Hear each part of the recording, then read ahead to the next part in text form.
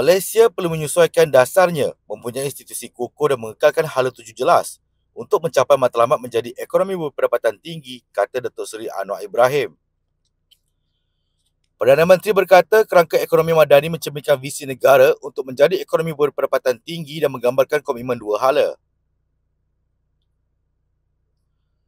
Pertama, dasar perindustrian perlu dimodernkan, menumpukan kepada daya saing sektoral, transformasi digital, pertumbuhan hijau dan peningkatan rantaian nilai. Kedua, manfaat daripada pengembangan ekonomi perlu menyeluruh terutamanya bagi segmen masyarakat rentan dan kurang mendapat perhatian, katanya dipetik media perpaduan. Anwar berkata demikian ketika berucap pada ucap pertama di Simposium Sahasana 2025 pada Selasa. Menurutnya lagi, agenda reformasi madani menggunakan pakai pendekatan keseluruhan negara memandangkan negara mengutamakan 5 bidang kritikal, iaitu kemampanan dan tadbir urus fiskal, rasionalisasi subsidi, pembaharuan cukai, peningkatan modal instan dan integriti institusi. Dalam perkembangan yang lain, model perpustakaan di negara serantau diseru perlu terus berubah seiring zaman digital kini bagi menarik minat masyarakat ke gedung ilmu itu, gesa PMX.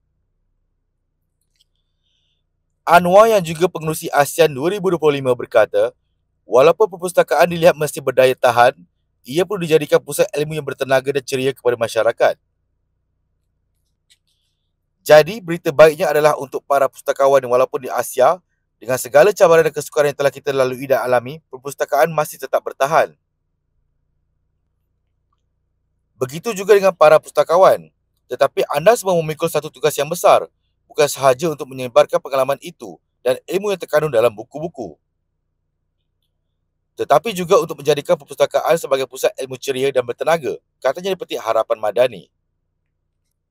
Beliau berkata demikian ketika berucap merasmikan persidangan dan mesyuarat Agung Kongres Pustakawan Asia Tenggara ke-19 CONSALSIX di Pusat Dagangan Dunia Kuala Lumpur WTC KL pada Isnin.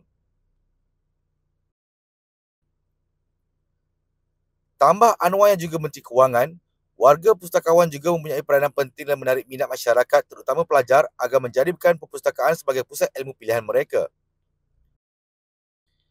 Saya rasa sejak dulu lagi saya pernah sebut bahawa para pustakawan ini ada tanggungjawab besar untuk pastikan pelajar suka pergi ke perpustakaan. Bukan semata-mata kerana ada penyaman udara, tapi bila dah sampai sana perpustakaan, pustakawan mesti mampu memikat pelajar-pelajar ini dengan memperkenalkan buku-buku dan menggalakkan mereka membaca, ujarnya lagi. Mengulas lanjut kata ahli Parlimen Tambun itu, dalam dunia serba moden ketika ini, perpustakaan bukan sahaja menjadi pusat mendapatkan ilmu dari pembacaan semata-mata. Sebaliknya, boleh menjadi medium aktiviti-aktiviti penyebaran ilmu yang lebih terbuka. Inilah yang diperlukan oleh masyarakat, terutamanya golongan muda dan para pelajar. Mereka mahukan perpustakaan yang membolehkan mereka membaca dalam suasana sunyi.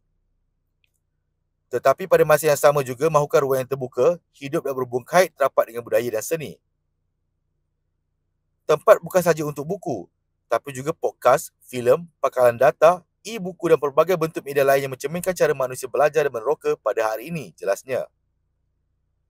Turut hadir dalam majlis itu Menteri Perpaduan Negara, Datuk Aaron Agor Dagang, Timbalan Menteri Perpaduan Negara, K. Saraswati dan Ketua Setiausaha Negara Tan Sri Samsul Azri Abu Bakar.